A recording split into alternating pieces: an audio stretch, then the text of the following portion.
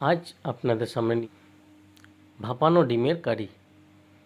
ডিম মোটামুটি 5টা 6টা ডিম নিয়ে 1 চামচ নুন, 1 চামচ তারপর একটা কড়াইতে ডিমটাকে ভাপানো হলো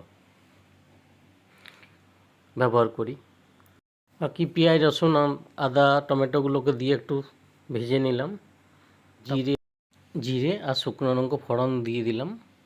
তার সাথে সাথে গ্রাইন্ডিং করা ভালো করে একটু কষিয়ে নিয়ে হলুদ, ধনে, জিরে, সামান্য পরিমাণে নুন দিয়ে মশলাটা ডিমটা পিস পিস করে কেটে দিলাম।